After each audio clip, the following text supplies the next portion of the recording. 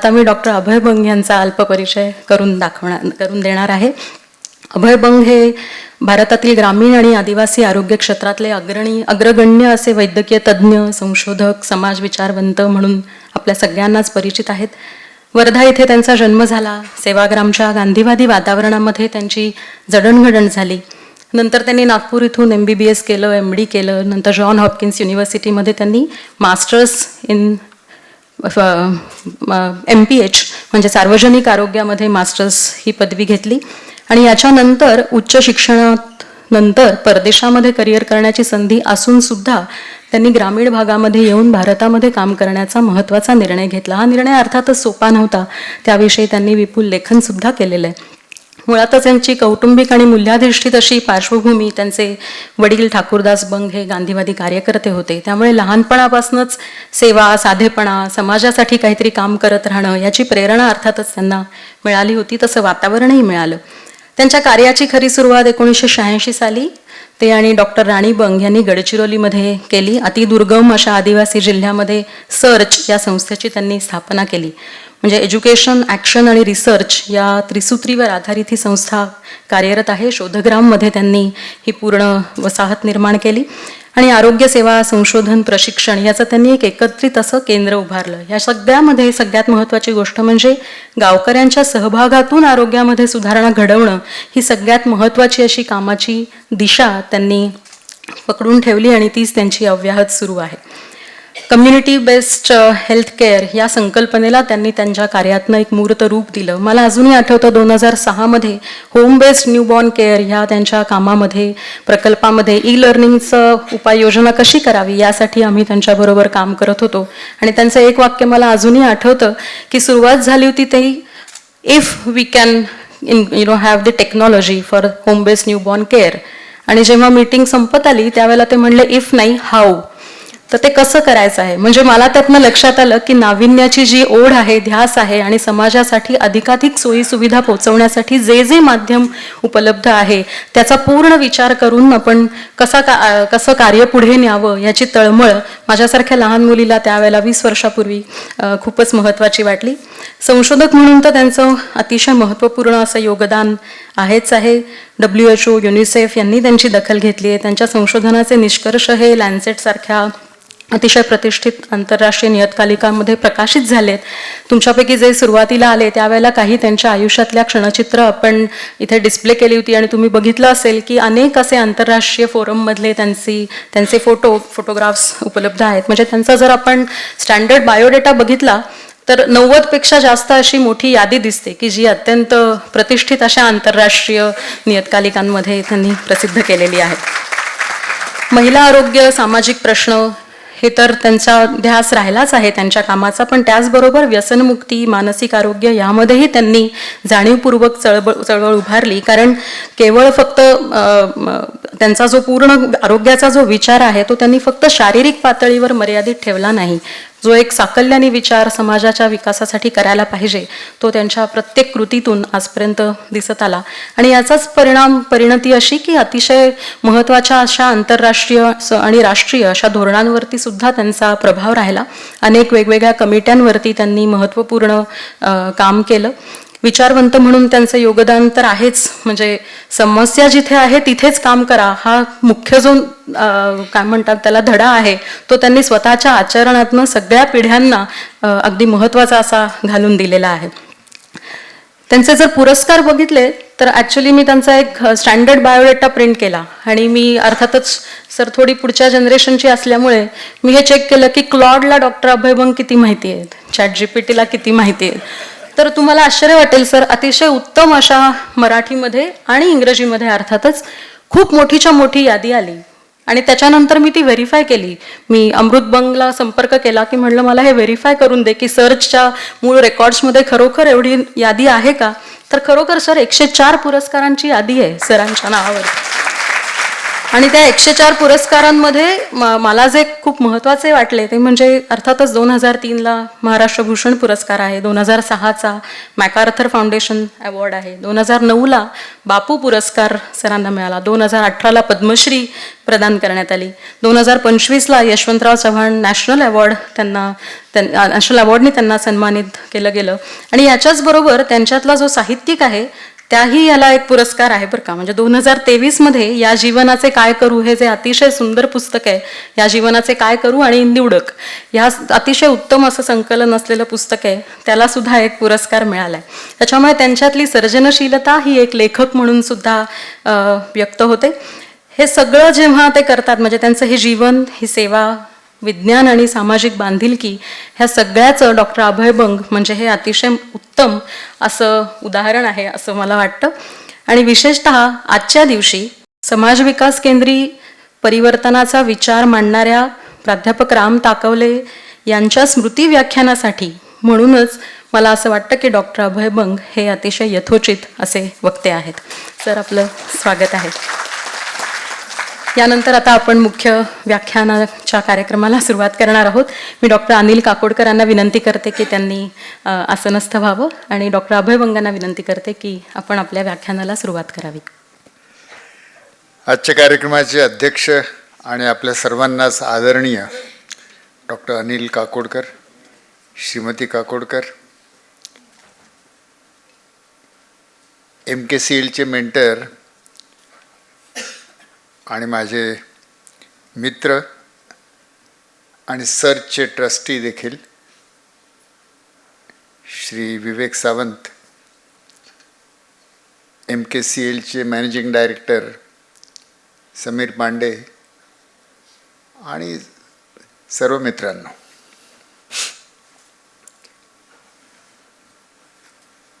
स्वर्गीय प्रोफेसर राम ताकवले यांच्या स्मृतीमध्ये व्याख्यान देण्यासाठी आज आपण मला बोलवून जो सन्मानही करता त्याच्याप्रती मी मनापासून कृतज्ञ आहे. महात्मा गांधी, JP नाईक आणि राम ताकवले अशी एक रेषा आखता येते. अनेक बाबतीत वेगळेपण असेल, काळानुसार बदल घडत जातो, पण समाज केंद्री शिक्षण आणि शिक्षणामधनं समाज परिवर्तन करता येतं ही श्रद्धा आणि त्यासाठीच शिक्षणाकडे बघण्याचे प्रयत्न ही त्यांच्यात एक समान सूत्र आहे. आणि ही जी उज्ज्वल शिक्षण परंपरा आहे त्याच्यात मुळीच अतिशयोक्ती न करता मी म्हणू इच्छितो की त्याचं पुढचं पाऊल म्हणजे विवेक सावंत आहेत.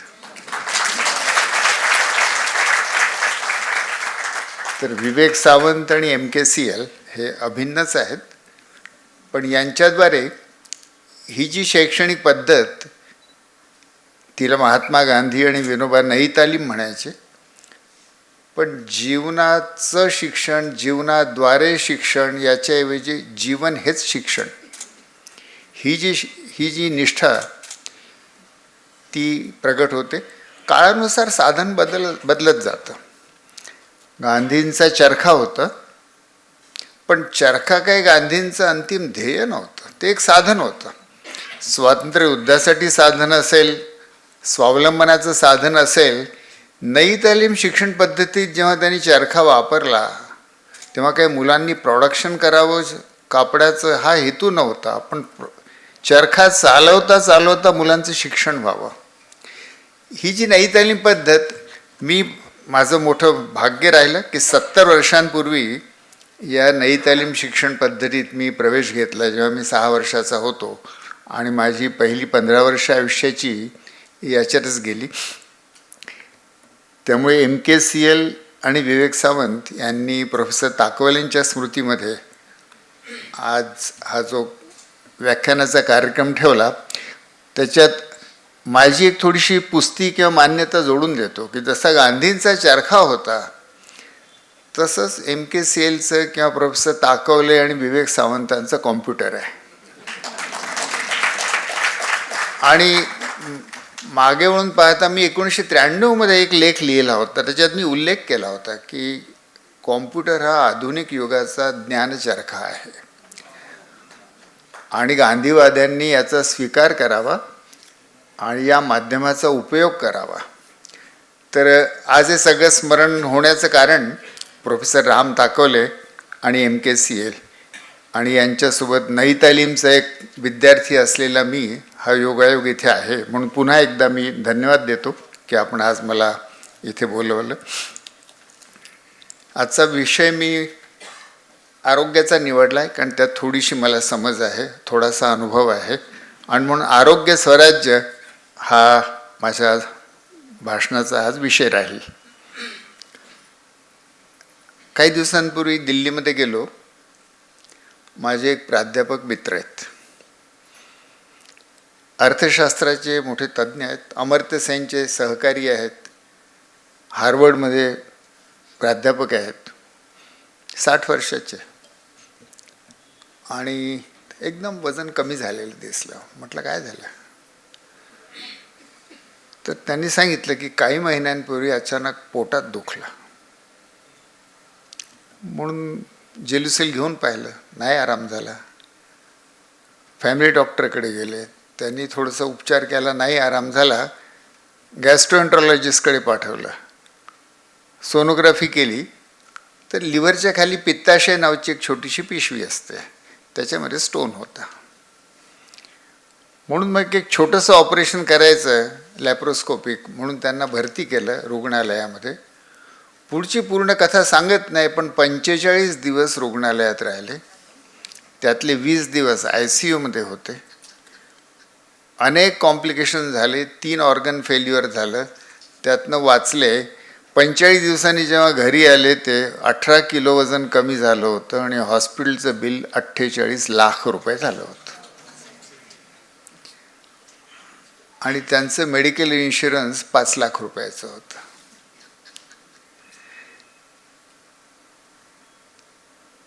तर आजच्या वैद्यकीय उपचाराची, जरी हे थोडं अपवादात्मक उदाहरण झालं तरी संभाव्य स्थिती प्रत्येकच नागरिकाची अशी होऊ शकते. आणि आपण त्या डेमोक्लिसच्या तलवारीखाली जणू काही बसलेलो आहोत.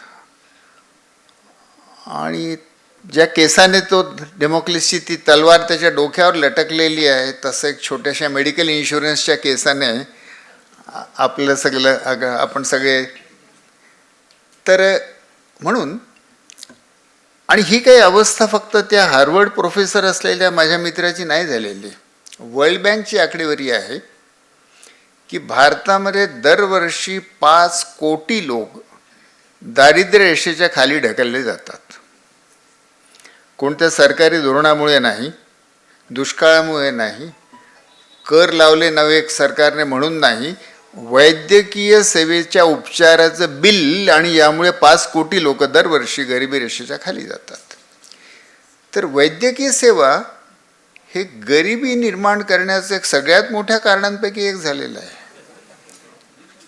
आम्ही गरिबी निर्माण करतो. तर वैद्यकीय उपचार अतिशय विज्ञानाने इतके मोठे चमत्कार केले आपल्या सगळ्यांना माहीत आहे वाचून, म्हणून मी काही यादी सांगायची गरज नाही. की जे काही वर्षांपूर्वी असंभाव्य वाटलं असतं, असले चमत्कार वैद्यकीय सेवा करू शकते. ती ऑर्गन ट्रान्सप्लांट करू शकते. आता ते जेनेटिक इंजिनिअरिंगमुळे अजूनच जास्त मूलभूत असे परिवर्तन करता येतात. पण अडचण एवढीच की त्या प्रत्येकावरती भारी किमतीची लेबल लागलेली आहेत. ते उपचार घेतले नाही तरी मृत्यू, आणि घेतले तर आर्थिक मृत्यू. इकडे आड तिकडे विहीर. सामान्य नागरिकाची स्थिती अशी होती. खूप वर्षांपूर्वी काकोडकरांना आठवत असेल, तलत महमूदचं एक गाणं होतं, जाए तो जाए कहाँ.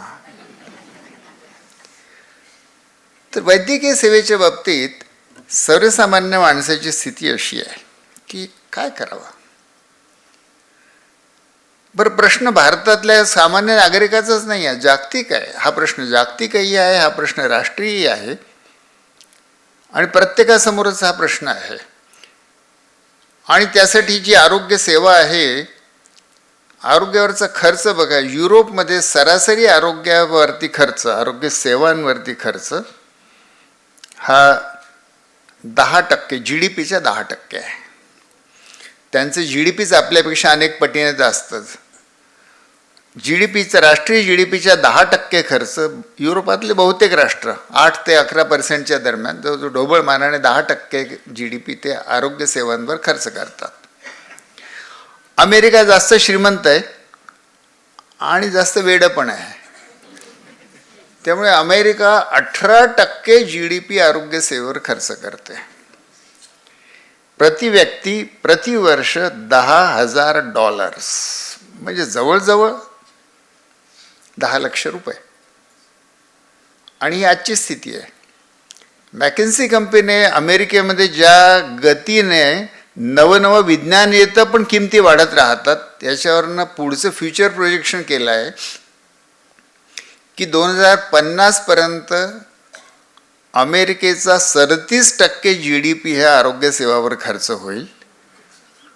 आणि पुढे जे मॅकेन्सी म्हणतं ते फक्त एक काल्पनिकच वाटावं असं ते म्हणतात की इसवी सन 2100 साली अमेरिकेचा 97% GDP हे आरोग्य सेवेवर खर्च होईल. खातील काय माहीत नाही मला. आरोग्य सेवाच खातील, आरोग्य सेवाच पितील. त्या तुलनेत भारताचा आरोग्य सेवावरती खर्च प्रति व्यक्ती प्रतिवर्ष हा $100पेक्षाही कमी आहे. मी मुद्दामच आकडा ढोबळ यासाठी सांगितला की भारत सरकार थोडी चलाखी करतं. भारत सरकारचा आरोग्यावरचा खर्च 1%च्या आसपास आहे GDPच्या, पण ते बरं दिसत नाही. म्हणून आता त्यांनी काय केलं आहे की पाण्यावरचा खर्च, पोषणावरचा खर्च तो सगळ्या आरोग्यामध्ये दाखवून आरोग्याचा खर्च आपण जास्त करतो असं भासवण्याचा प्रयत्न करतात आहेत. पण वस्तुतः भारताचा आरोग्य सेवेवरचा खर्च फार अल्प आहे. शासकीय आणि प्रायव्हेट दोन्ही जरी धरले तरी ढोबळ मानाने 3 ते 4% GDP असा खर्च आपण आता $100 प्रति व्यक्ती प्रतिवर्ष भारत आणि $10,000 प्रति व्यक्ती खर्च करणारा अमेरिका. अक्षरशः 100 पटीचा फरक आहे. त्यामुळे अमेरिकन मॉडेल जे आहे किंवा आम्हा सगळ्याच आधुनिक वैद्यकीय व्यवसायींचं जे आदर्श असतं ते म्हणजे अमेरिकन मॉडेल. जे अमेरिकेमध्ये होतं ती टेक्नॉलॉजी, ते उपाय. तर हे अमेरिकन मॉडेल हे अशक्य मॉडेल आहे भारतासाठी. आणि मग एक तर मरा नाहीतर दिवाळ्या लावा अशा प्रकारचा कठीण चॉईस करण्याची मजबुरी सामान्य नागरिकावर येते. अजून त्याच्यासोबत असं झालं आहे की सरासरी आयुर्मान भारताचं वाढलं आहे. भारत स्वतंत्र झाला तेव्हा भारताचं सरासरी आयुर्मान 30 वर्षे होतं. म्हणजे काय सगळीच माणसं 30 वर्ष जगत होती मग फटकन मरत होती असं नाही, पण बालमृत्यूचं प्रमाण बरंच जास्त होतं. त्यामुळे सरासरी खाली येत होती. पण तरी त्यावेळेचं साहित्य वाचाल तुम्ही तर सहसा आपल्याला उल्लेख सापडतात की 40शीत 50मध्ये खूप लोक मरून जायचे. आणि कॉलेरा, प्लेग, ट्युबरक्युलोसिस, मलेरिया या रोगांमुळे भरपूर मृत्यू होते. आता 100 वर्ष जगणं शक्य आहे. आणि युवाल नोआ हरारी असं भविष्यही वर्तवतो की 25-30 वर्षांनी किंवा 2050 पर्यंत तुम्हाला चौकामध्ये 100 वर्ष वय असलेली माणसं दिसतील. व्यंकी रामकृष्णन नावाचे एक नोबेल पारितोषिक विजेते वैज्ञानिक आहेत. त्यांचं एक सुंदर पुस्तक आहे, वाय वी डाय, आपण का मरतो. तर वाय वी डायमध्ये व्यंकी रामकृष्ण म्हणतात की माणसाची बायोलॉजिकल नियती काय आहे, मर्यादा काय आहे, आयुर्मर्यादा. तर जगाच्या इतिहासात ज्याची जन्मतारीख खात्रीपूर्वक रेकॉर्डेड आहे म्हणून त्याचं वय व्हेरीफाय करता येतं, तर जास्तीत जास्त ह्युमन बिईंग हा 122 वर्ष जगलेला आहे. पण याचा अर्थ बायोलॉजिकली 122 पर्यंत जगणं अशक्य नाही आहे, शक्य आहे. कोणीतरी एक माणूस तसा जगलेला आहे. आणि विज्ञान आपल्याला 100 वर्ष जगण्याची संभावना निर्माण करतं. आणि तरीही बहुतेक जण 100 वर्ष जगत नाहीत. असं का होतं? महाभारतामध्ये एक प्रसंग आहे, प्रसिद्ध आहे, त्यामुळे फार वर्णन करत नाही, पण युधिष्ठिर ते तळ्यातलं पाणी प्यायला जातो आणि ते पाणी घेण्यासाठी तो यक्ष अट लावतो की माझ्या प्रश्नांची उत्तर दिल्याखेरीज या पाण्याला हात लावले तर तुझ्या डोक्याची 100 शकलं होतील. प्रश्न सुरू होतात, त्या प्रसिद्ध आहे ते यक्ष प्रश्न म्हणूनच आपण शब्द वापरतो. तर त्यातला एक प्रश्न असा आहे की जगातलं सगळ्यात मोठं आश्चर्य, आणि युधिष्ठिर म्हणतो की आपल्या अवतीभोवती सगळीच माणसं मरतात हे बघून देखील प्रत्येक माणूस असं मानतो की जणू मला मरण नाही, मरण दुसऱ्याला आहे, मी जणू काय अमरच आहे, राहणार आहे, अशा बेफिक्रीने अशा भ्रमामध्ये सगळेजण वावरतात. हे जगातलं सगळ्यात मोठं आश्चर्य आहे. मला कळत नाही की असं कसं होतं. आणि त्यामुळे 100 वर्ष आपण जगू शकतो किंवा अनेक माणसं आता 80च्या वर तर सहजच जगायला लागलेले आहेत, तरी आपण रोगांसकट जगतो आहोत, निरोगी नाही जगत आहोत. सरासरी प्रत्येक माणसाला 4 क्रॉनिक रोग आहेत. आणि म्हणून आणि आपले हे क्रॉनिक रोगांसकट जे आपण जगतो आहोत त्याचं बहुतेक वेळा कारण आपण ज्या बेफिक्रीने जगतो, महाभारतातलं ते आश्चर्य, त्याच्यामध्ये त्याचं कारण लपलेलं आहे. जे रोग आता व्हायला लागले आहेत, रोगांचं स्वरूपही बदललेलं आहे. 35 वर्षापूर्वी जेव्हा आम्ही गडचिरोलीमध्ये आदिवासींची आरोग्य संसद भरवली आणि 50 गावांच्या आदिवासींना असं विचारलं की तुमच्या आरोग्याच्या प्राथमिकता सांगा, म्हणजे त्याच्यावर सर्च काम करेल. तर त्यांनी 3 दिवस चर्चा करून ज्या प्राथमिकता दिल्या आम्हाला की आमची ह्या समस्या आहेत, याच्यावर काहीतरी उपाय शोधा. त्याच्यामध्ये मलेरिया होता, हगवणीचे रोग होते. ते म्हणाले आमची मुलं मरून जातात, बालमृत्यू होते.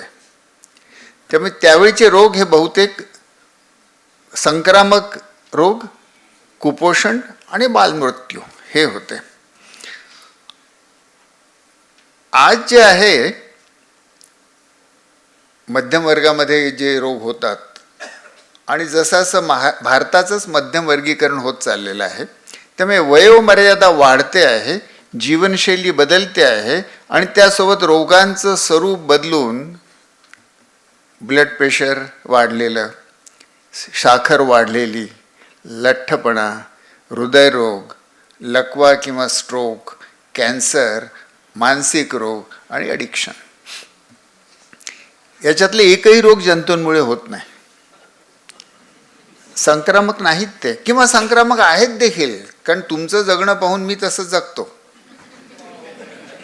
त्यामुळे जीवनशैली एका अर्थाने संक्रामक रोग आहे. आणि अशा प्रकारच्या ही जी रोग आहेत, ही रोग आयुष्यभरासाठी होतात. एकदा झाली की सहसा आयुष्यभरासाठी असतात. त्यांचे उपचार अतिशय खर्चिक आहेत, पण प्रत्येकाला कधी ना कधी उपचाराची गरज पडते. त्यामुळे आपल्यासमोरचे प्रश्न 2 प्रकारचे आहेत आरोग्याच्या बाबतीत. एक, 100 वर्ष निरोगी कसा जगू, हा एक पहिला प्रश्न आहे. आणि दुसरा प्रश्न आहे की आजारी पडल्यास सर्वांना प्राप्त होईल सहज असे उपचार कसे मिळतील. निरोगी जरी जगायचं असेल तरी प्रत्येकाला कधी ना कधी उपचार लागेल. म्हणून या 2 प्रश्नांची उत्तरं समाजाला आणि आपल्याला व्यक्तिशः शोधणं आवश्यक आहे. 100 वर्ष निरोगी कसा जगू असा प्रश्न विचारल्याबरोबर पहिला प्रश्न निर्माण होईल की निरोगी म्हणजे काय.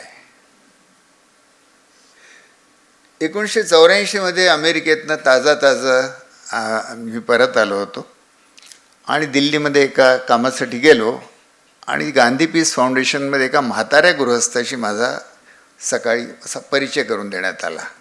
थोडा मी त्यावेळी गाफील होतो म्हणून पहिल्या याच्यात मी त्यांचं नाव काही नीट ऐकलं नाही. पण इंटरेस्टिंगली ते म्हातारे गृहस्थ थोडे महात्मा गांधींसारखे दिसत होते. तर त्यांना कळलं की मी लहानपणी सेवाग्राम आश्रमात वगैरे होतो. तर त्यांनी म्हटलं, तर अभय तुम डॉक्टर हो? म्हटलं हो. अमेरिकेत शिकून आला आहेस? म्हटलं हो. मला आरोग्याची भारतीय व्याख्या सांग. माझ्या मेडिकल शिक्षणात भारतात किंवा अमेरिकेत आरोग्याची भारतीय व्याख्या प्रकरणच कधी नव्हतं. असा प्रश्नही मी कधी विचार केला नव्हता, कोणी मला विचारलाही नव्हता. मी जे काही शिकलो ते सगळंच वैद्यकीय सायन्स पाश्चिमात्य होतं आणि जास्तीत जास्त उपचार म्हणजे आरोग्य. तर मी आता काही सुचलं नाही म्हणून त्यांना वर्ल्ड हेल्थ ऑर्गनायझेशनची स्टँडर्ड व्याख्या सांगितली. त्यांनी धुडकावून लावली, ही म्हणे पाश्चिमात्य व्याख्या, ही काही भारतीय व्याख्या नाही, मला भारतीय विचार सांग. म्हटलं सॉरी, शेवटी मी हार पत्करले. तर म्हणे निरोगी माणसाला काय म्हणतात हिंदीमध्ये संस्कृतमध्ये? म्हटलं स्वस्थ. बस तीच आरोग्याची व्याख्या आहे. जो स्वमध्ये स्थित आहे तो स्वस्थ.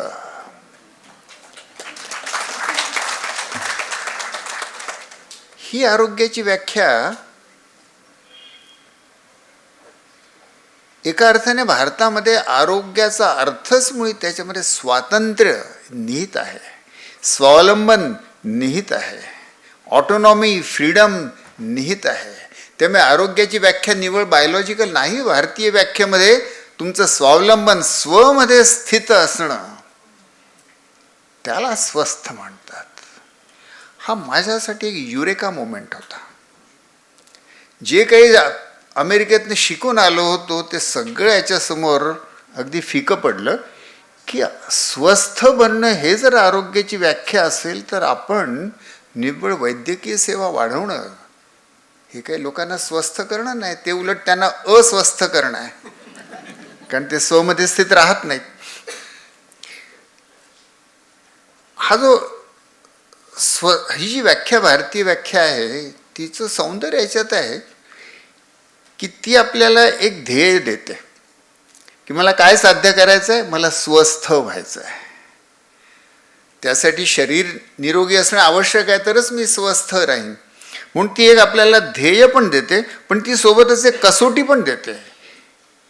मी निरोगी आहे की नाही, तर मी प्रश्न विचारायला पाहिजे, मी स्वस्थ आहे की नाही, की मी दुसऱ्या कोणावर अवलंबून आहे, आणि अवलंबून असेल तर मी अस्वस्थ झालो.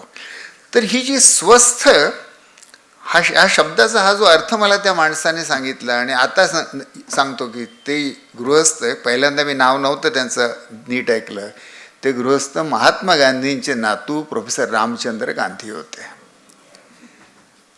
आणि म्हणून एका अर्थाने जणू काही महात्मा गांधींच्या तोंडूनच मी आरोग्याचा हा वेगळा अर्थ ऐकला, आणि तेव्हापासून माझ्या चिंतनाची दिशा ही या दिशेने सुरू आहे. माझं स्वास्थ्य ही माझी जबाबदारी आहे असं ही व्याख्या सांगते. ही फार आवडणारी गोष्ट नाही आपल्याला. माझं स्वास्थ्य दुसऱ्या कोणाची जबाबदारी असलं की बरं वाटतं, मी वागायला मोकळा होतो. दुसरा एक शब्द जो आपल्याला भारतीय परंपरेतनं मिळालेला आहे, भारतीय राजकीय परंपरेतनं, तो शब्द आहे स्वराज्य. टिळक म्हणाले की स्वराज्य हा माझा जन्मसिद्ध हक्क आहे आणि तो मिळवणारच.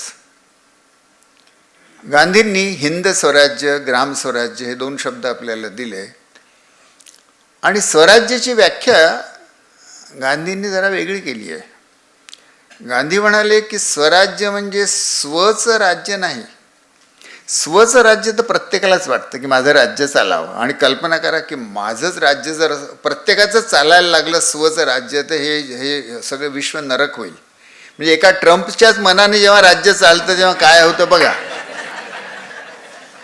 तर 8 अब्ज ट्रम्पच्या मनाने, प्रत्येकाचं मन हे ट्रम्पचंच आहे, मन हे सारखंच. तेव्हा 8 अब्ज माणसांच्या मनाने जग चालायला लागलं तर हे अगदी अशक्यच होईल. तर गांधी म्हणाले की स्वराज्य म्हणजे स्वचं राज्य नाही, स्वराज्य म्हणजे स्ववर्ती राज्य. आहा, स्वतःच्या चंचल मनावरती, इच्छांवरती, विकारांवरती, या सगळ्यांवरती आत्मअनुशासन असणं म्हणजे स्वराज्य. तर हा स्वस्थ्याचा अर्थ आणि गांधींचा स्वराज्य शब्द हे दोन्ही जोडून मी शब्द निर्माण केला, आरोग्य स्वराज्य.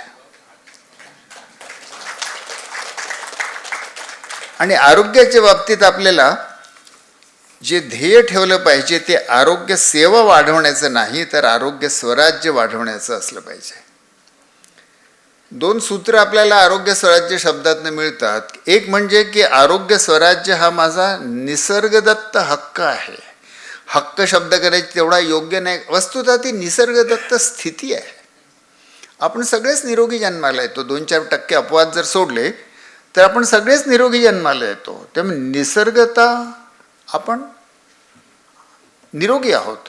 त्यामुळे आरोग्य स्वराज्य माझा निसर्गदत्त हक्क आहे, तो मी मिळवणारच. हा संकल्प याच्यातनं मिळतो. आणि तो प्राप्त करण्याचा मार्ग काय, तर स्ववर्ती अनुशासन म्हणजे स्वराज्य. म्हणून आरोग्य स्वराज्य शब्दातनं आपल्याला ध्येय मिळतं आणि साधनही मिळतं, संकल्पही मिळतो आणि मार्गही मिळतो.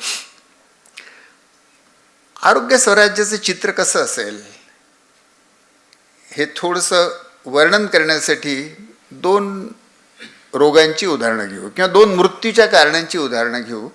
मानवी समाजामध्ये मृत्यू हे वयाच्या 2 टोकांवरती जरा जास्त केंद्रित आहेत. बालमृत्यू लहानपणी होतात, मूल व्हल्नरेबल असतं.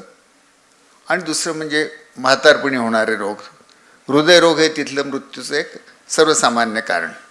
म्हणून 2 ध्रुव जी आहेत, बालमृत्यू आणि हृदयरोग, इथे आरोग्य स्वराज्य कसं लागू करता येईल असं उदाहरणादाखल फक्त मी घेणार आहे. गडचिरोलीचे आदिवासी जेव्हा आम्हाला म्हणाले की आमची मुलं मरतात, तुम्ही काही करू शकाल का, तर तो मोठा एका अर्थाने मोठा करुण प्रश्न होता. त्यांना असं वाटत होतं की ही नियती आहे, मुलं मरतात, पण ही डॉक्टर मंडळी आली आहेत, काही करू शकतात का बघा. म्हणून त्यांनी एक आम्हाला विनंती करून पाहिली. 100 गावात आम्ही बालमृत्यू मोजण्याची एक मोजमाप व्यवस्था बसवली आणि वर्षभर प्रत्येक मृत्यू मोजला, प्रत्येक मृत्यू रेकॉर्ड केला, व्हेरीफाय केला आणि त्याचं कारण काय होतं ते ठरवलं. तर पहिल्या वर्षात 1988 मध्ये जेव्हा वर्षभराचा आमचा 100 खेड्यांचा डेटा गोळा झाला, त्यातलं असं दिसलं की या खेड्यांमध्ये अर्भक मृत्यूदर म्हणजे 1000 मुलं जन्माला आली तर वर्षभरामध्ये एका वर्षात त्यातली किती मरून जातात, त्याला म्हणतात अर्भक मृत्यूदर. तर तिथला अर्भक मृत्यूदर 121 होता. त्यावेळी केरळचा अर्भक मृत्यूदर 13 होता, अमेरिकेचा अर्भक मृत्यूदर 6 होता आणि जपानचा अर्भक मृत्यूदर 4 होता. गडचिरोलीमध्ये अर्भक मृत्यूदर किंवा इन्फंट मॉर्टॅलिटी रेट 121 होता. आणि मुलं का मरत होती, तर 2 कारणं प्रमुख: लहान मुलांचा न्यूमोनिया आणि नवजात बालकांचे मृत्यू. नवजात बालक म्हणजे जन्मल्यानंतर पहिला 1 महिना. सगळ्यात जास्त बालमृत्यू ह्या नवजात बालक जे असतात, जवळपास जर मूल 5 वर्षाचं होईपर्यंत म्हणजे 60 महिन्याचं होईपर्यंत जितके मृत्यू होतात त्यातले 50% मृत्यू हे फक्त पहिल्या महिन्यात होतात. म्हणून पहिला महिना हा त्या अर्थाने 60 पटीने जास्त धोकेदायक आहे. तर मुलं यामुळे मरत होती. इथे आरोग्यसेवा कशा पोचवता येतील, ही मुलं कशी वाचवता येतील. आणि त्यावेळी एक दुर्दैवी घटना घडली की आम्ही आमचं जंगलामध्ये हॉस्पिटल सुरू केलं आदिवासींसाठी. आणि तरी एका पावसाळ्यामध्ये खूप पाऊस पडत असताना एक आदिवासी मूल अतिशय गंभीर आजारी, संध्याकाळ झाली होती म्हणून ते आई आणि आजी धाडकन आमच्या घरात शिरले आणि ते मूल माझ्या बेडवरच ठेवलं. आणि मी त्याला तपासतो तोपर्यंत 30 सेकंदातच त्याने श्वास थांबवला आणि मेला. आता एखादं मूल तुमच्या स्वतःच्या बेडवर मरणं, ही मी डॉक्टर असलो, कितीही निगरगट्ट असलो तरी फार धक्कादायक होतं. हॉस्पिटलमध्ये रुग्ण मरतात दुर्दैवाने, पण माझ्याच घरी माझ्याच बेडवर एक मूल मरावं आणि मी काहीही म्हणजे पूर्ण तपासणी व्हायच्या अगोदर मरावं. आणि त्याची मृत्यूची कारणं जेव्हा मी विचारली तेव्हा अगदी आई निरक्षर, नवरा अल्कोहोलिक, गरिबीपासून अंधश्रद्धा, गरोदरपण, बाळातपणातल्या अनेक चूक गोष्टी, आरोग्यसेवा न मिळण्यापासून ते मूल जेव्हा गंभीर आजारी झालं तेव्हा पहिल्यांदा त्याला घराबाहेर सर्चच्या हॉस्पिटलमध्ये येण्यासाठी त्या बाया निघाल्या. मध्ये रस्त्यात नदी होती, नदी पुराने फुगलेली होती. त्या किनाऱ्यावर हॉस्पिटल आणि या किनाऱ्यावर आई, आजी आणि ते बाळ. सकाळपासून संध्याकाळपर्यंत ते बाळ मिनटाला गंभीर होत चाललं होतं. त्या बाळाकडे बघायच्या, त्या पाण्याकडे बघायच्या. आणि एक पूल होता त्या नदीवरती, पण भ्रष्टाचार होऊन बांधकाम झाल्यामुळे तो पूल खचलेला होता. त्यामुळे त्या तुटक्या पुलाकडे बघायच्या. आणि शेवटी जेव्हा पाणी ओसरलं आणि त्या घरी पोचल्या तोपर्यंत आता हे एक मूल मरण्याच्या मध्ये मी यादी केली 18 कारणं होती. आणि त्या 18 कारणामध्ये गरिबी, अंधश्रद्धा, निरक्षरता ही सगळी कारणं होती. माझे काही दिवस अतिशय निराशेत गेले की अतिशय विषम लढाई आहे. ते एक लहानसं बारकसं मूल विरुद्ध 18 कारणं. आणि 18 कारणं अशी की जे पंतप्रधानांनी दूर करू शकत नाहीत. गरिबी, निरक्षरता, प्रचंड विराट प्रश्न आहेत. तर ही विषम लढाई आणि मुलं वाचतील कशी? आणि त्यावेळी भारतामध्ये दरवर्षी 25 लाख मुलं मरायची. आणि आमचा दवाखाना 2 किलोमीटरवर असूनही ते मूल ते अंतर 2 किलोमीटर पार करून पोचू शकलेलं नव्हतं. तर मग काय करायला हवं? ही 18 कारणं तर नाही आपण सोडवू शकत, पण याच्यातली या साखळीपैकी एक जरी साखळी तोडता आली तर अख्खी बालमृत्यूची साखळी तुटू शकेल. म्हणून कोणती साखळी तोडता येईल? तर मुलं हॉस्पिटलपर्यंत पोहोचू शकत नसतील तर वैद्यकीय विज्ञान त्यांच्या घरापर्यंत पोहोचलं पाहिजे. चीनमध्ये जेव्हा आरोग्य सेवांचं त्यांनी नियोजन केलं, त्यांची पहिली आरोग्य संसद भरली, health congress, people's health congress, 1951 मला वाटतं.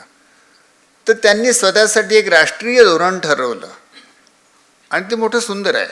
हाऊ फार a mother on foot can walk with a six baby in her arm, health care must be available with in that distance. काही आकडे नाही, काही नाही, पण इतका सोपा रूल ऑफ थंब आहे. तर त्या नियमाने विचार केला तर ही नवजात बालकं तर बाळंतपण झालेल्या बाईला त्या बाळंतणीच्या खोलीत नाही बाहेर जायची परवानगी नसते.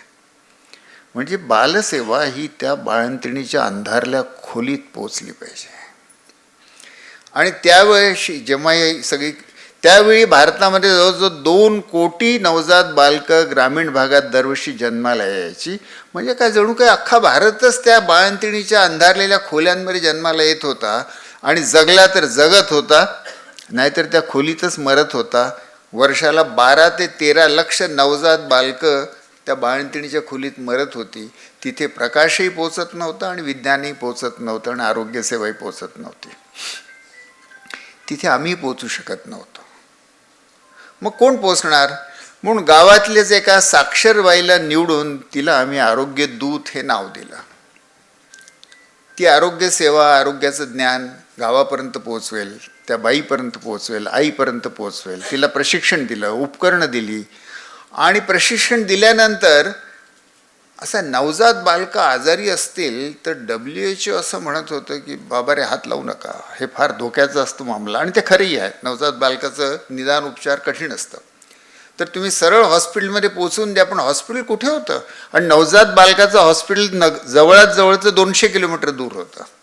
आणि ते बालक तर 2 किलोमीटर येऊ शकत नव्हतं. तर WHO म्हणत होतं की हॉस्पिटलला पाठवा, आणि शक्य नव्हतं. त्या बायांना जे आम्ही प्रशिक्षण दिलं, बेअरफूट निओनॅटॉलॉजिस्ट. आणि मग आम्ही भारतातल्या 10 सिनियर मोस्ट पिडियाट्रिशियनला बोलवलं की आम्ही भलतं काही वेडंवाकडं धाडस तर नाही करत आहोत. तुम्ही आम्ही प्रशिक्षित केल्या बायांना तपासा, त्यांची परीक्षा घ्या आणि आम्हाला सांगा. डॉक्टर मेहरमान सिंग, जे ऑल इंडिया इन्स्टिट्यूट एम्स दिल्लीचं त्याचे पिडियाट्रिक्स विभागाचे प्रमुख, म्हणून भारतातले सर्वोच्च पिडियाट्रिशियन आणि निओनॅटॉलॉजिस्ट, ती त्या कमिटीचे अध्यक्ष होते. 3 दिवस आमच्या या 39 बायांची परीक्षा घेतल्यानंतर ते जे म्हणाले, ते अक्षरशः ते सांगतोय व्हर्बेटियम, ते म्हणाले की ह्या गडचिरोलीतल्या अर्ध्या साक्षर बाया, सर्चने प्रशिक्षण दिलेल्या आरोग्य दूत, they know about newborn care more than the MBBS graduates from All India Institute of Medical Sciences. त्यांच्याकडनं असं ग्रीन सिग्नल हे मिळाल्यानंतर आम्ही 39 गावांमधल्या नवजात बालकांची सेवा, जिथे सेवा पोचू शकत नव्हते, या बायांच्या हाती दिली आणि त्यांनी 3 वर्षात चमत्कार केला. जिथे कोणी डॉक्टर पोचत नव्हता तिथले 97% नवजात बालकांपर्यंत या बाया पोचल्या. गरोदर बाईपासून बाळंतपण आणि बाळंतपणानंतरचा 1 महिना. आणि नवजात बालकांचे मृत्यूचं प्रमाण दुसऱ्या कंट्रोल एरियाच्या तुलनेमध्ये 3 वर्षामध्ये 70% कमी झाला. तुम्हाला आश्चर्य वाटेल, अमेरिकेमध्ये जर नवजात बालकाचं मृत्यू करणारी एखादी टेक्नॉलॉजी निघाली आणि 5% जर त्याच्यात कमी झालं तर ती नॅशनल हेडलाईन होईल आणि स्टॉक मार्केटमध्ये त्या कंपनीचे भाव वाढतील. आणि इथे बायांनी, या 4 प्रकारच्या बाया, ही आरोग्यदूत, प्रशिक्षित आरोग्यदूत, गावातली दाई जी बाळंतपण करायची, आई आणि आजी, या 4 बाया यांनी मिळून हा चमत्कार केला. आणि या बाया काही नुसत्या गडचिरोलीतच होत्या किंवा या 39 गावातच होत्या अशा नाही. अशा बाया तर भारताच्या प्रत्येक खेड्यात आहे. 6 लाख खेड्यात आहेत किंवा जगातल्या सगळ्याच देशांमधल्या खेड्यात आहेत. त्यामुळे घरोघरी आरोग्य सेवा पोचवणं, आणि नुसतंच आरोग्य सेवा नाही, त्यासाठी आवश्यक सक्षमता, ज्ञान पोचवणं, हे या मॉडेलने शक्य झालं. एकीकडे हे मॉडेल सुदैवाने वैज्ञानिकरित्या बरंच गाजलं. दी लॅन्सेटने याला तत्काळ प्रकाशित केलं. ओरिजिनल रिसर्च ही जगातली पहिली नवजात बालकाचं मृत्यू कमी करणारी असा प्रकारचा प्रयोग होता. पुढे तर द लॅन्सेटने त्यांच्या 180 वर्षांच्या इतिहासामधले माइलस्टोन रिसर्च म्हणून पेपर्स निवडले की the vintage papers in Lancet. त्याच्यामध्ये गडचिरोलीचा हा निबंध त्यांनी निवडला. दुसरीकडे भारत सरकारला बालमृत्यू कमी करायला ही पद्धत फार योग्य वाटली आणि म्हणून, आणि ही आरोग्यदूत ही पद्धत, संकल्पना की गावागावामध्ये आरोग्य सेवा पोचवण्याची, तेव्हा आशा कार्यक्रम आणि आशा कार्यक्रमाच्या मार्फत होम बेस न्यूबॉर्न केअर या पद्धतीचं नाव, हे जवळजवळ भारतातल्या 8 लाख आशांना प्रशिक्षित करण्याची जबाबदारी सरकारच्या आरोग्य मंत्रालयासोबत सर्चला दिली. ती आम्ही त्याचा विस्तार करत नाही, पण नई तालीम पद्धतीने या बायांना आम्ही शिकवलं, कारण तेच मला येत होतं.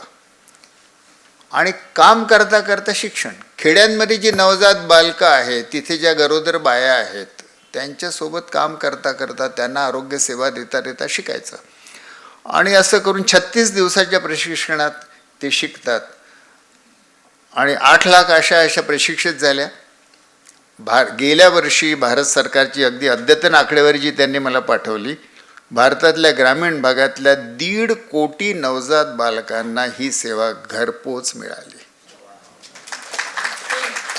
आणि ह्या आशा आणि ही नवजात बालसेवा, होम बेस न्यूबॉर्न केअर पद्धत, ही भारताच्या आरोग्य सेवेत आल्यानंतरचे पुढची 10 वर्ष ही भारताच्या नोंद इतिहासातला सगळ्यात झपाट्याने बालमृत्यू कमी होण्याचा काळ आहे. आणि जे बालमृत्यू पूर्वी 25 लाख होते, आता भारतामध्ये बालमृत्यूचं प्रमाण 5 लाखावर आलेलं आहे. आरोग्य स्वराज्य काय करू शकतं? चमत्कार. जे न्यूबॉर्न मेडिसिन, आम्ही त्याला न्यूनॅटॉलॉजी म्हणतो, जे न्यूनॅटॉलॉजी हॉस्पिटलमध्ये आणि डॉक्टरांच्या हातामध्ये जोपर्यंत बंदिस्त आहे, मर्यादित आहे, तोपर्यंत ते 10% नवजात बालकांपर्यंतही पोचत नव्हतं. पण तेच गावागावामध्ये पोचवण्यासाठी त्याची दारं खुली केली आणि ज्ञान, सक्षमता आणि सपोर्ट या 3 गोष्टी दिल्यानंतर त्यांनी असा चमत्कार केला की जो कधीही डॉक्टरांना करता आला नसता. त्यांनी गाव समुदायाला स्वस्थ केलं. गाव समुदाय स्वतःच्या आरोग्याची, किमान लहान मुलांच्या, हाच प्रयोग आम्ही न्यूमोनियाच्या बाबतीत केला होता, पण त्याचा विस्ताराने सांगितलं. तर हे न्यूमोनिया आणि नवजात बालकं या दोन्हींच उपचार करण्याची आणि बालकं सांभाळण्याची क्षमता गावातल्या बाईला दिल्यानंतर बालमृत्यू कमी झालेच झाले, पण क्षमता गावात गेली, अवलंबन कमी झालं. प्रत्येक गोष्टीसाठी डॉक्टरकडे किंवा रुग्णालयात धावण्याची गरज नाही उरली. त्यामुळे आरोग्यदूत ही गाव पातळीवरती आरोग्य स्वराज्याची कार्यकर्ती आहे आणि हे होम बेस्ड न्यूबॉर्न केअर एक उदाहरण म्हणून मी आपल्यासमोर मांडलं की त्याचं प्रारूप कसं असू शकतं. दुसरं जे मृत्यूचं कारण जे दुसऱ्या टोकावरती आहे हृदयरोग. आणि हृदयरोगमुळे, आणि जेव्हा हृदयरोग शब्द मी वापरतोय त्यासोबत त्याचे इतर जे रोग अगोदर मी उल्लेख केला, वाढलेलं ब्लड प्रेशर, वाढलेली साखर, शुगर, स्ट्रोक, हे सगळे असंक्रामक रोग. आज भारतातल्या किमान 25% लोकसंख्येला हे रोग आहेत. 30 वर्षाच्या वरची जी लोकसंख्या आहे त्याच्यामधल्या 25% लोकसंख्येला हा रोग आहे. आणि भारतातले आणि जगात जे मृत्यू घडतात त्यातले जवळपास 50% मृत्यू या 4 कारणांमुळे घडतात. त्यामुळे जणू काही आरोग्याचा सेंट्रल प्रश्न हा रोग आणि याच्यामुळे होणारे मृत्यू हे झालेले आहेत. हे रोग आपल्या जीवनशैलीमुळे निर्माण होतात. हे रोग निर्माण होण्याची जे काही अनेक रिस्क फॅक्टर्स आहेत त्यात तुम्ही भारतीय पुरुष असणं आणि तुमचं वय 30च्या वर जाणं हेच मुळी सगळ्यात महत्त्वाचं रिस्क फॅक्टर आहे.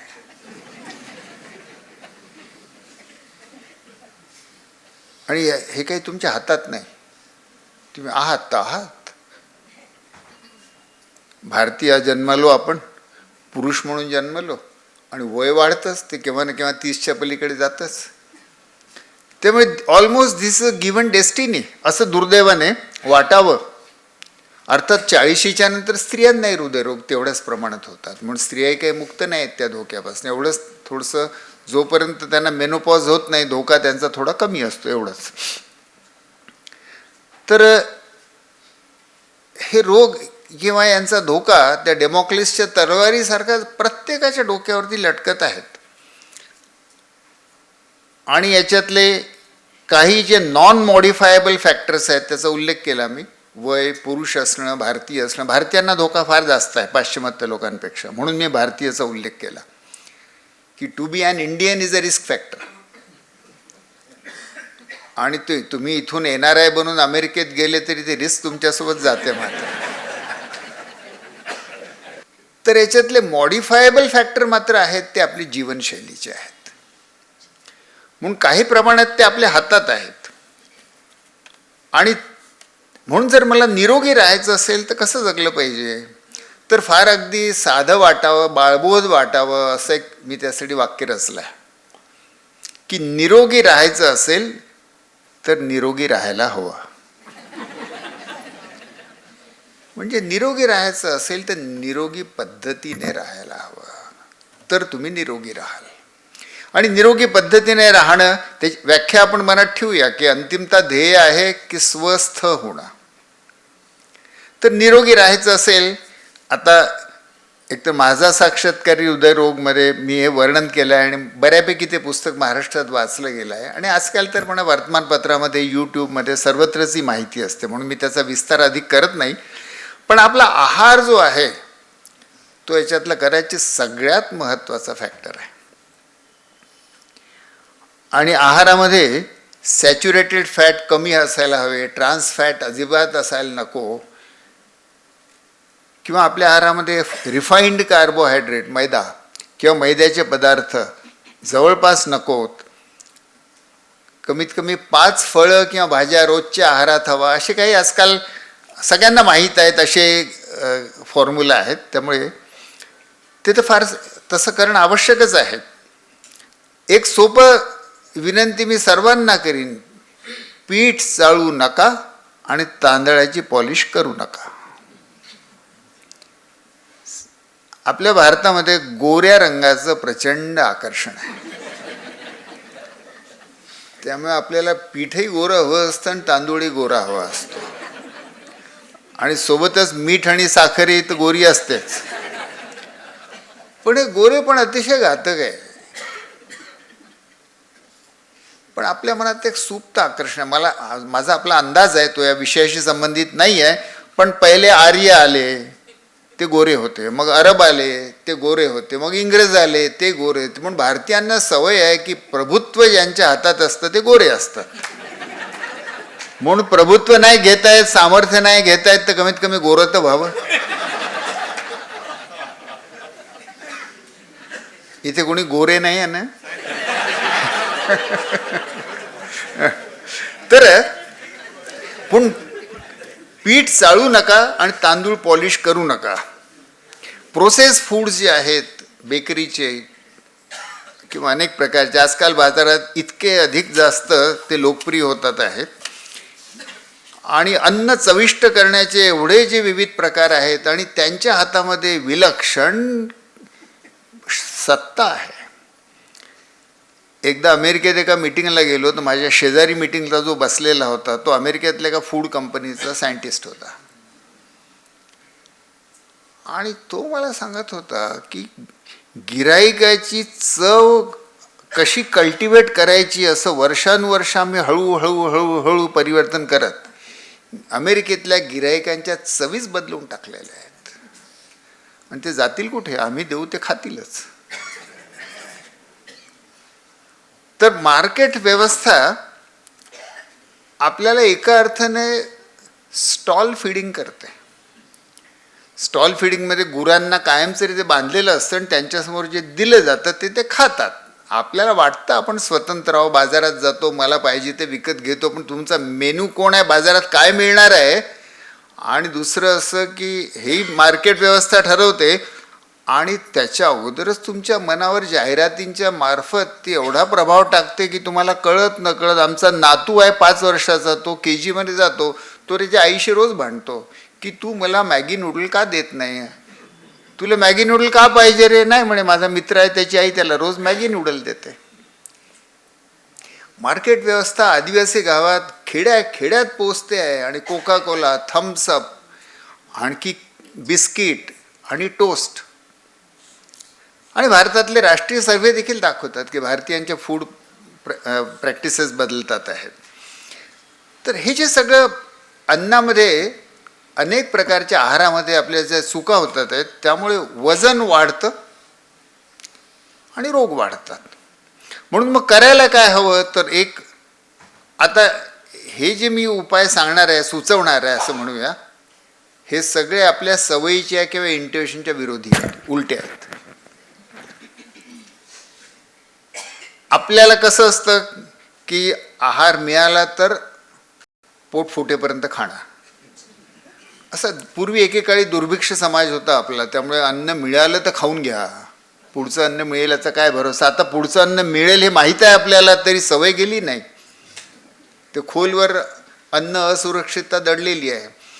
तर म्हणून आहार जास्त खाण्याची आपली एक टेंडन्सी, वृत्ती असते, आहार कमी घ्या. हे कसं वाटणार आहे, कारण आपल्या वृत्तीपेक्षा थोडं ते वेगळं आहे. पण आहार कमी घ्या, घाईघाईने खाऊ नका.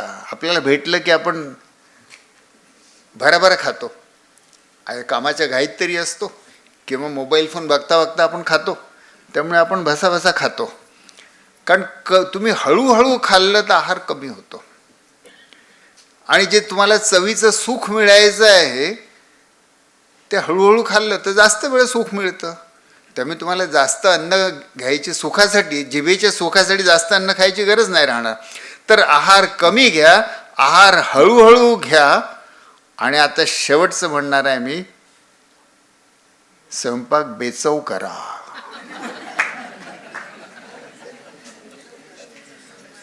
चविष्ट स्वयंपाक हा खतरनाक आहे.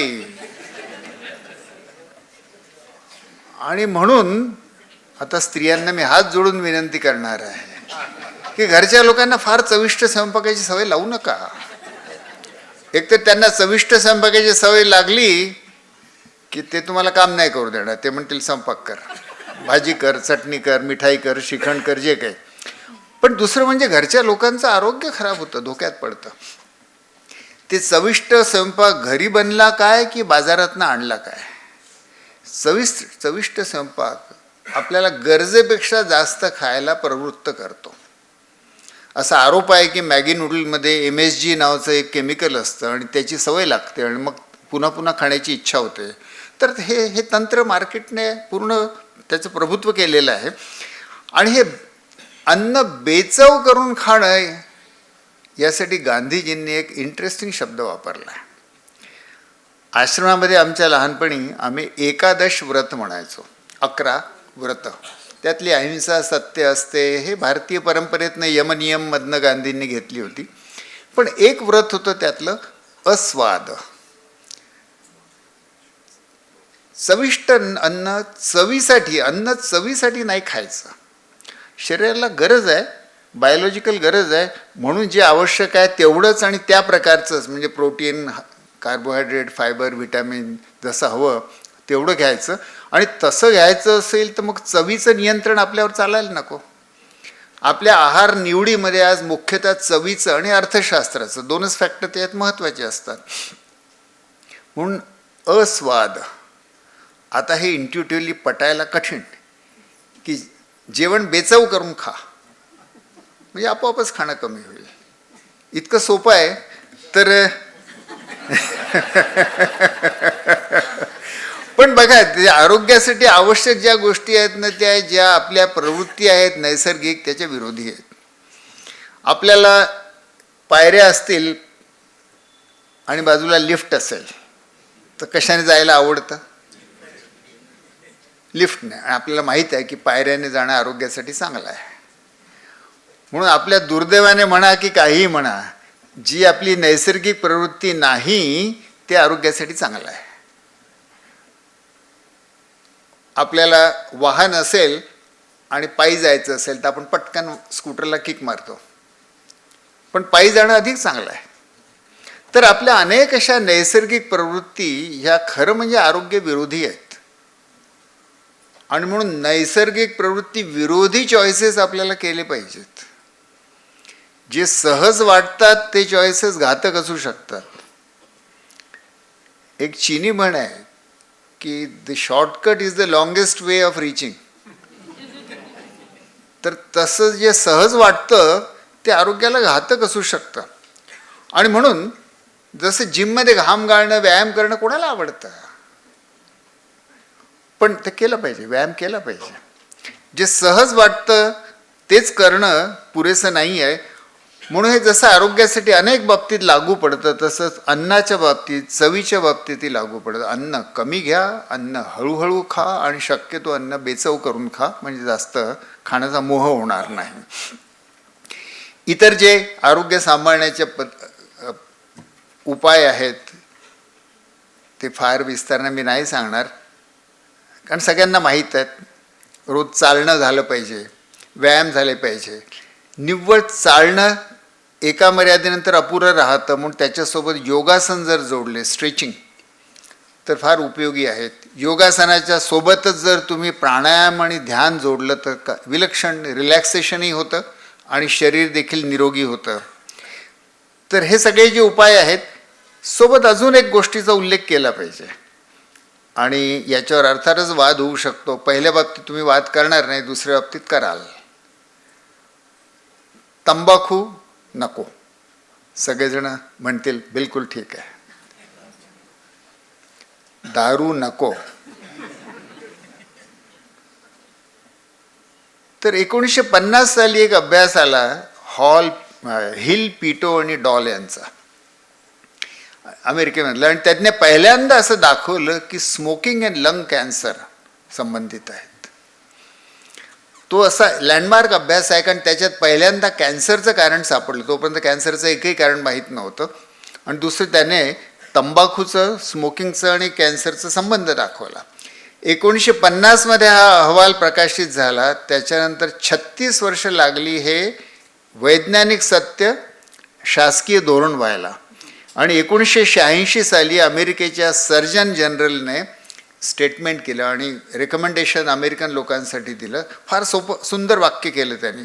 ते धोरण त्यांनी 2 शब्दात मांडलं, smoking kills, and that's it. पण तेव्हापासनं स्मोकिंग हे घातक आहे. आणि आता आपण बघतो की स्मोकिंग हे अँटी सोशल बिहेवियर आहे, हे जणू काही सर्वमान्य झालं आहे. विमानतळावरती चोरासारखं जाऊन एका कोपऱ्यामध्ये बंद केबिनमध्ये स्मोकर्सना बिचाऱ्यांना स्मोकिंग करावं लागतं. तर वैज्ञानिक सत्यापासून त्याची सामाजिक सांस्कृतिक एखादी परंपरा बनणं याला 40-50 वर्ष लागतात. अल्कोहोलच्या बाबतीत 6 वर्षापूर्वी अहवाल प्रकाशित झाला द लॅन्सेटमध्ये की the safe limit of drinking is 0 drinking.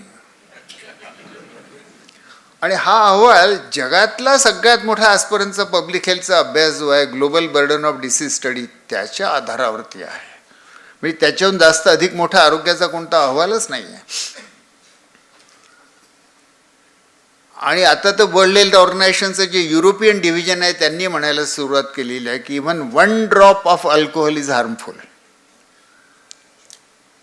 आता हे वैज्ञानिक सत्य झालं. हे समजा 2020 जाहीर झालं. आता 40-50 वर्ष लागणार की आपण कमी काळात घेणार, हे शहाणपण करणार आणि याचे शासकीय धोरणामध्ये परिवर्तन होणार आणि मग लोकांच्या सांस्कृतिक नीतीमध्ये परिवर्तन होणार, बदल होणार जीवनशैलीमध्ये. हा फक्त काळाचा प्रश्न आहे. विज्ञान एवढं वाढलेलं आहे की हे वैज्ञानिक ज्ञान अधिक गतीने डिफ्यूज व्हावं अशी मी आशा करतो. आणि त्यामुळे अल्कोहोल आणि tobacco global burden of disease study असं दाखवतं की जगात मृत्यू आणि रोग होण्याची जेवढी कारणं आहेत त्या टॉप 7 कारणापैकी 2 कारणं टोबॅको आणि अल्कोहोल आहे. त्यामुळे टोबॅको आणि अल्कोहोल हे आता प्लेजर गुड्स राहिलेले नाहीत. हे आता मॉडर्न कॉलरा आणि प्लेग आहे. आणि मॉडर्न कॉलरा आणि प्लेग तुम्ही असं ग्लासमध्ये देत नसता. तर कॉलरा आणि प्लेग कृपा करून आपल्या जीवनातनं, समाजातनं आपल्याला हळूहळू कमी करून शक्य असेल ते 0 केलं पाहिजे. तर आरोग्यासाठी अजून काय आवश्यक आहे, तर एक इंग्लंडमध्ये टॉनी ब्लेअर पंतप्रधान असताना एक आजपर्यंत कधी न घडलेली शासकीय निर्णय झाला. तो असा की त्यांनी एक नवं मंत्रालय स्थापन केलं आणि त्याचं नाव आहे मिनिस्ट्री ऑफ लोनलीनेस. आणि त्यांना राष्ट्रीय सर्व्हेमध्ये असं आढळलं की लोकांची अतिशय गंभीर समस्या आहे की त्यांना लोनली वाटतं. आणि लोनलीनेस ही समस्या आहे आणि त्याच्यासाठी शासनाला काहीतरी उपाय करणं आवश्यक आहे म्हणून त्यांनी त्याचं मंत्रालय स्थापन केलं. आज जगातला प्रत्येकच माणूस लोनली आहे. कारण भांडवलशाही आणि स्पर्धेच्या व्यवस्थेने प्रत्येक माणसाला अख्ख्या जगाच्या विरुद्ध उभं केलेलं. I versus the whole world ही मोठी हतबल करणारी स्थिती आहे. मी एक छोटासा माणूस आणि 8 अब्ज माणसं माझ्या विरोधात आणि त्यांच्यासोबत मला स्पर्धा करायची आहे. म्हणजे समृद्धी वाढत चालली पण सर्वसामान्य माणसाची असुरक्षितता वाढत चालली. कारण स्पर्धा असं म्हणते की तू विरुद्ध अख्खं जग. आणि स्पर्धा सुरू कुठून होते? गर्भाशयापासून सुरू होते. मुलगा आणि मुलगीमध्ये स्पर्धा सुरू झाली गर्भाशयाच्या आतमध्येच. दोन्हीपैकी एकच्या निवड करा. लहान मूल शाळेत गेलं तर शाळेपासून स्पर्धा सुरू होते. ती एक जाहिरात तुम्ही पाहिली असेल टी व्हीवरती, यायची पूर्वी, आता नाही येत. पूर्वी यायची. 2 बाया एका बगीच्यामध्ये बसल्या आहेत, काहीतरी गप्पा मारतात आहेत आणि त्यापैकी एका बाईचं मूल असं 8-10 वर्षाचं असेल, धावत येतं शाळेच्या युनिफॉर्ममध्ये आणि तो आईला सांगतं की आई मला 95% मार्क भेटले. ताई पटकन उभी राहते आणि काय म्हणावं तिने, लेकिन राजू को कितने मिले.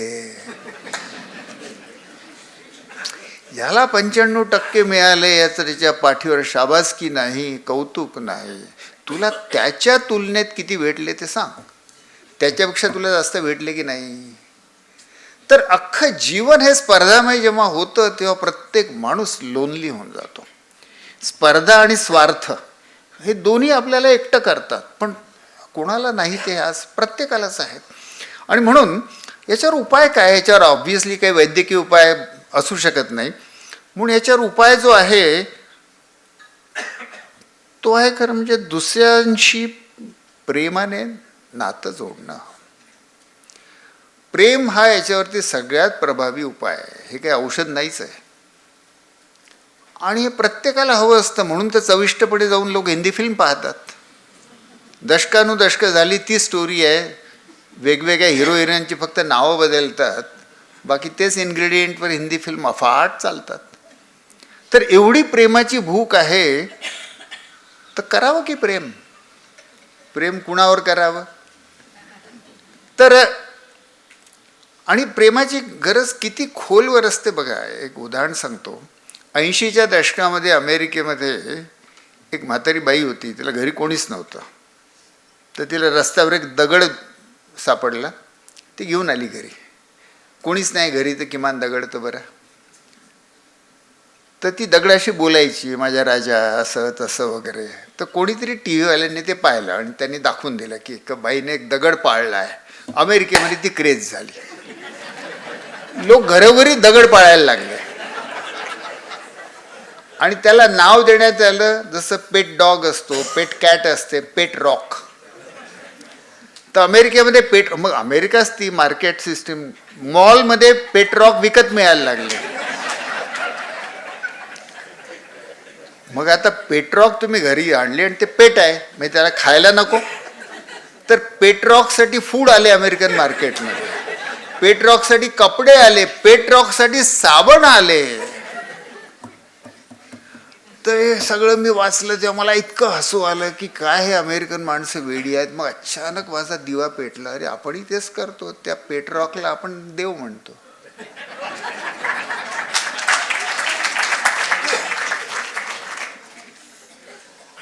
तेच करतो आपण, त्याला न्हाऊ माखू घालतो, कपडे घालतो, आरत्या करतो, नाव देतो, सगळं तेच आहे.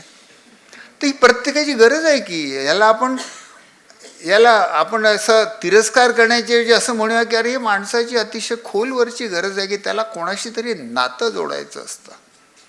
आणि माणसासोबत नातं, तो माणूस कधी कधी दगा देतो, त्यापेक्षा दगड किती चांगला, कधीच दगा देत नाही. तर भक्तीचा उगम याच्यातनंच झाला असणार.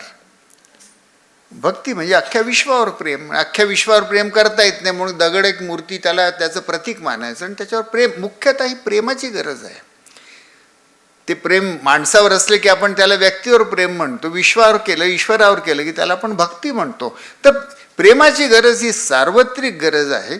आणि शेवटचा जो मुद्दा तो असा की माणसाच्या जीवनाला हेतू पाहिजे. हेतू नसेल, निर्हेतुक जीवन किंवा निरर्थक जीवन कोणालाच हवंसं वाटत नाही. म्हणून निरोगी राहायचं असेल तर ही 6 सूत्रांचा मी उल्लेख केला. आरोग्यसेवा कशी, तरी काही जण आजारी पडणार. मी देखील मध्ये मध्ये आजारी पडतो, चांगलाच गंभीर आजारी पडतो. तर मग आरोग्यसेवा कशी हवी, तर ती जवळात जवळ हवी. ती प्रत्येकाला ॲक्सेसिबल पाहिजे, उपलब्ध असायला हवी. ती कमी खर्चाची हवी आणि तिचा मानवीय चेहरा हवा. आदिवासींना रुग्णालय कसं पाहिजे असं जेव्हा आम्ही त्यांना विचारलं गडचिरोलीमध्ये, तर ते म्हणे आम्ही या हॉस्पिटलमध्ये जात नाही कारण त्या मोठ्या मोठ्या इमारती असतात, त्यात आम्हाला हरवल्यासारखं वाटतं आणि त्याच्यामध्ये गिटपीट भाषा बोलतात, ते आम्हाला समजत नाही म्हणून आम्ही तिथे जात नाही.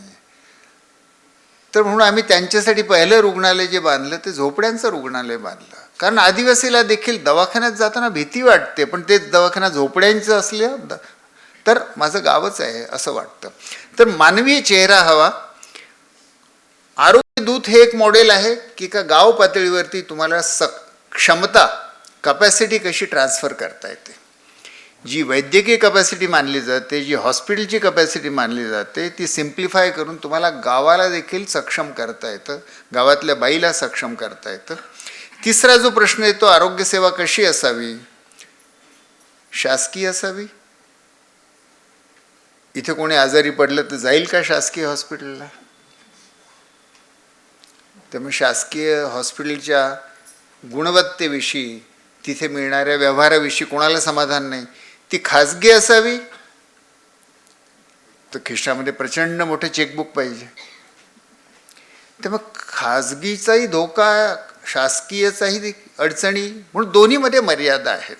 जरी दोन्ही राहणार आहेत, देशाला दोघांचीही गरज आहे, त्यांची गुणवत्ता सुधारायची गरज आहे, पण सोबतच जी शासकीय देखील नाही आणि जी खाजगी देखील नाही अशी सामुदायिक किंवा विश्वस्त वृत्तीची आरोग्यसेवा देणाऱ्या संस्था की ज्या व्यक्तिगत स्वार्थाच्या हिशोबाने चालत नाहीत, ज्याच्यामध्ये रुग्णाच्या आजाराचं भांडवल करायची गरज कोणाला प्रेरणा राहत नाही, आणि तरी मानवीय चेहरा आहे, तरी गुणवत्ता चांगली आहे आणि खर्च कमी आहे, अशा प्रकारचं वैद्यकीय सेवेचं वाढवायला लागेल. तर असं निरोगी जगायचं आहे आणि आरोग्य सेवा अशी हवी, तर आपल्याला काय करावं लागेल? व्यक्तीच्या पातळीवरती काही आपल्याला परिवर्तन आपल्या जगण्यात करावे लागतील. निरोगी जगावं, सज्ञ व्हावं. काही वैद्यकीय आरोग्याच्या ज्ञानाला पर्याय नाही. आरोग्य आउटसोर्स करता येत नाही, आणि ज्याने आरोग्य आउटसोर्स केलं तो अस्वस्थ झाला. काही अत्यावश्यक गोष्टी आउटसोर्स करता येत नाही. उदाहरणार्थ तुम्हाला सांगतो, तुमचा श्वास आउटसोर्स करून बघा बरं, काय उरतं? You are dead. श्वास आउटसोर्स करता येत नाही. जेवण आउटसोर्स नाही करतायत. स्वयंपाक आउटसोर्स करता तरी येईल, पण जेवण नाही आउटसोर्स करतायत. तसं आपलं आरोग्य आउटसोर्स नाही करतायत. त्याची जबाबदारी आपलीच असते, म्हणून आपल्याला त्याच्याविषयी ज्ञान आवश्यक आहे. ते डॉक्टरांकडे ज्ञान आहे, पण तू निरक्षर राहून काय कामाचं नाही. म्हणून आरोग्य साक्षर होणं प्रत्येकाला आवश्यक आहे. म्हणून सज्ञ व्हावं, सक्रिय व्हावं, स्वस्थ व्हावं. सुदैवाने आधुनिक तंत्रज्ञानामुळे हे स्वस्थ होणं किंवा आरोग्य स्वराज्य जास्त संभव झालं आहे. जे ज्ञान पूर्वी फक्त ग्रेच्या ॲनाटॉमी किंवा हॅरिसनच्या आमच्या मेडिकल टेक्स्टबुकमध्ये होतं, ते आता इंटरनेटवर खुलं झालेलं आहे. रुग्ण येतात आणि आम्हाला सांगतात की असं असं आहे, गुगलमध्ये असं असं म्हणताय, तुमचं मत सांगा. आणि अधिकाधिक साधनं येतात आहेत. आता वेगवेगळे ॲप्स येतात आहेत. ते तुमचा पल्स रेटचा रेकॉर्ड ठेवतात. ते तुमचं ऑक्सिजनचं पल्स ऑक्सिमेट्री आला आहे, ते बोटाला लावून तुम्हाला ऑक्सिजन किती ते सांगतं, तुमचं हार्ट रेट किती आहे ते सांगतं. आता तर असे ॲप्स येतात आहे की जे तुमचं BP किती आहे, तुमचं ECG देखील ते काढतात. आणि हे सगळे तुम्ही टेलिफोनच्याद्वारे टेलिकनेक्टिव्हिटी जर केली, तर कुठे धोक्याचं असेल तर तुम्हाला अलार्मही मिळू शकतो. म्हणजे दिवसेंदिवस नागरिकाला, सामान्य नागरिकाला आपलं आरोग्य मॉनिटर करणं, अजून मी उपचाराचे निर्णय नाही म्हणत आहे, पण मॉनिटर करणं शक्य झालेलं आहे. जसं वजन आपलं आपण घरच्या घरी आता मोजू शकतो, तसं आपलं BP आपण घरी मोजू शकतो, ब्लड शुगरही मोजू शकतो, ECG उद्या काढू शकाल, आणि मोबाईल फोनच्याद्वारे याला कनेक्ट करता येईल. आणि AI जेव्हा यासाठी तयार होईल, आज नाही तर उद्या तयार होईल. तुम्ही बातमी वाचलीच असेल नुकतीच की हार्वर्ड विद्यापीठाच्या मेडिकल डॉक्टरपेक्षा आता AI मॉडेल जास्त अधिक वैद्यकीय डायग्नोसिस द्यायला लागलेलं आहे. आत्ता काल परवाचीच बातमी आहे. त्यामुळे त्याला अजूनही तारतम्य नाही, कॉमन सेन्स नाही किंवा मानवीय चेहरा नाही, ह्या मर्यादा आहेत त्याला. म्हणून अजून काही तत्काळ आपण असं म्हणणार नाही की AIचा वापर करून डायग्नोसिस ट्रीटमेंट करा, पण तो दिवस फार दूर नाही आहे बघा. आणि त्यामुळे नागरिकांना स्वतःचं आरोग्य स्वतःच्या हातात हे आता नुसतं स्वप्न नाही राहिलेलं. हे एक तांत्रिक आणि वैज्ञानिक सत्य होऊ शकेल. त्यासोबतच आपल्याला समूहाच्या पातळीवरती सामुदायिक आरोग्य सेवेची मॉडेल्स निर्माण करावे लागतील. होम बेस्ड न्यूबॉर्न केअर असो, आरोग्य दूत असो. शहरामध्ये फ्लॅट सिस्टीम असते, सोसायट्या असतात. त्या सोसायटीमध्ये प्रत्येकाला काय झालं की तो कुठल्या तरी डॉक्टराकडे जातो. सोसायटीमधला एखादा माणूस मेडिकल व्हॉलंटियर असू शकतो का, बनू शकतो का? कोणी हॉबी म्हणून किंवा कोणी व्यवसाय म्हणून? अशक्य नाही आहे. त्यामुळे काही बाबतीत तरी आपल्याला आरोग्य सेवा आपल्या अधिक जवळ आणता येईल. आणि मी जरी डॉक्टर नाही, तर पण कमीत कमी माझ्या शेजारी एक मेडिकल व्हॉलंटियर आहे, हे स्वराज्य किंवा आरोग्याचं सत्ता आपल्या जवळ आणण्यासारखं आहे. समाजाच्या काही धोरणं बदलणं आवश्यक आहे. शासकीय धोरणं अनेक अशी आहेत. उदाहरणार्थ एअर पोल्युशन किंवा ट्रॅफिक, हे दोन्ही पुणेकरांनी अनुभवलेल्या समस्या आहेत. याच्यावर व्यक्तिगत उपाय असू शकतात, पण फार मर्यादित. आदिवासी गावामध्ये घरी चूल जी आहे ती बायोमासनेवर चूल चालते, म्हणून घरात धूर होतो. याचा उपाय तुलनात्मक सोपा आहे, पण पुण्यात जो हवेत धूर होतो किंवा दिल्लीमध्ये जे पोल्युशन होतं याचं म्हणून काही गोष्टींसाठी शासकीय धोरणच लागतील. आज सरकारने जो पब्लिक डिस्ट्रीब्युशन सिस्टीममधनं मोठ्या प्रमाणात अख्खा देश फक्त तांदूळ आणि गहू खातोय. कारण काही राज्य अशी आहेत की तिथे शेतकरी मोठ्या प्रमाणात हे उत्पादन करतात, सरकार ते विकत घेतं आणि PDS म्हणजे स्थानिक लोकांचे जे विविध प्रकारचे धान्य होती, मिलेट्स होते, ते सगळे गायब झाले. आणि भारतामध्ये डायबिटीस मोठ्या प्रमाणात वाढण्यामध्ये हे एक संभाव्य कारण मानलं जात आहे की अख्खा देश फक्त गहू आणि तांदूळ खातोय, स्टार्ची अन्न खातोय. शासकीय धोरणं बदलावे लागतील. जे दारू तंबाखूविषयी आपण बोललो तिथे देखील शासकीय धोरणं लागतील. तिथे निवड फ्रीडम ऑफ चॉईस नाही म्हणता येत. स्मोकिंग जर तुमच्या शेजारचा एक पॅसेंजर करत असेल, तुम्ही थाडकन उभे राहाल, तुम्हाला माहीत आहे की पॅसिव्ह स्मोकिंगने तुम्हाला कॅन्सर होऊ शकतो, तुम्ही म्हणाल मला नको. शेजारचा माणूस जर दारू प्यालेला असेल एअरलाईनमध्ये तर काय वर्तन करतात आपण एअर इंडियाच्या मध्ये बातम्यांमध्ये वाचलेलं आहे.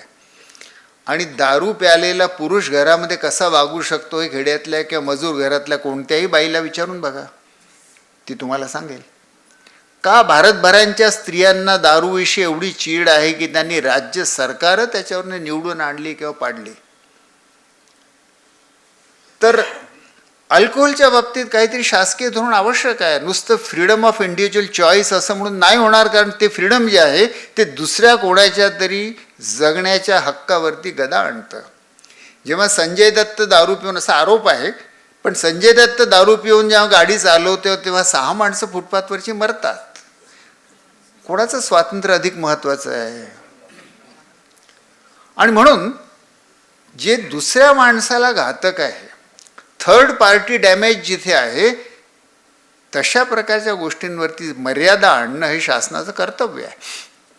म्हणून शासकीय धोरणं लागतील. बाजाराची वरती काही बदल करावे लागतील, कारण बाजार आपल्याला जर रोग विकत असेल तर त्याच्यावर काही बंधनं आणावी लागतील.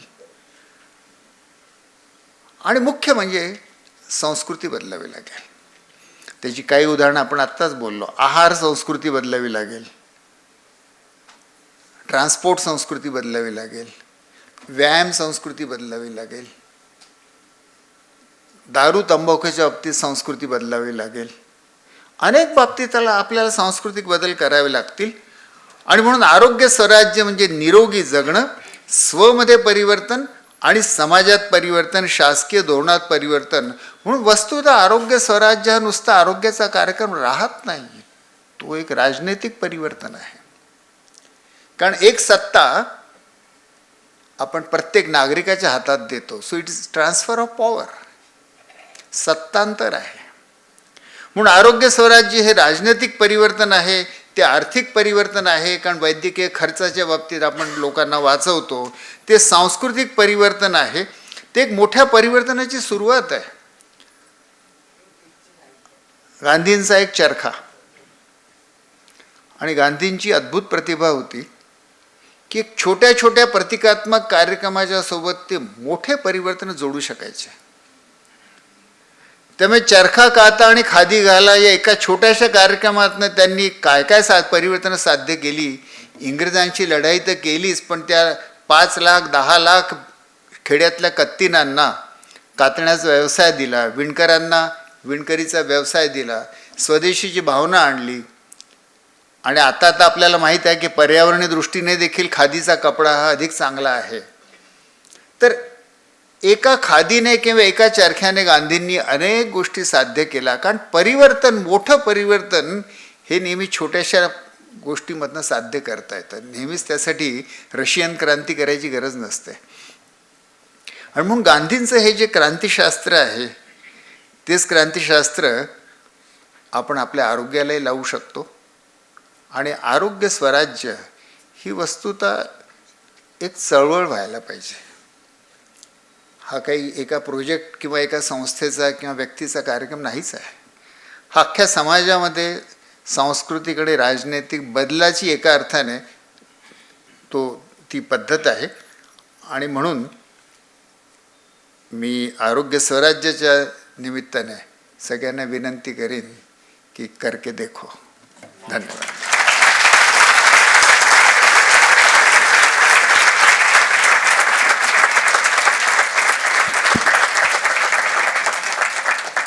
धन्यवाद सर. गेले एक तासाहून जास्त काळामध्ये वैयक्तिक पातळीवरून ते शासकीय धोरणांपर्यंतचा एक मोठा व्यापक असा पट अभय सरांनी आपल्यासमोर उलगडला आणि याच्यातनं अनेक कृतिशील कार्यक्रमांना आता चालना मिळेल. ती एक चळवळ म्हणून उभी राहील आणि एक प्रकारचं कटू सत्य स्वस्थ राहण्यासाठीचं त्यांनी आपल्याला सांगितलं, कारण त्यांनी बेचवखा हा एक महत्त्वाचा जो सांगितला. पण मला हे आवर्जून म्हणावंसं वाटतं की असे विचारवंत की जे खऱ्या अर्थी कटू असलेलं सत्यसुद्धा इतक्या ठामपणे जाहीरपणे सांगतायत आणि त्यातूनच नव्या संस्कृतीची सुरुवात होईल असा मला विश्वास वाटतो. समीर पांडे सर.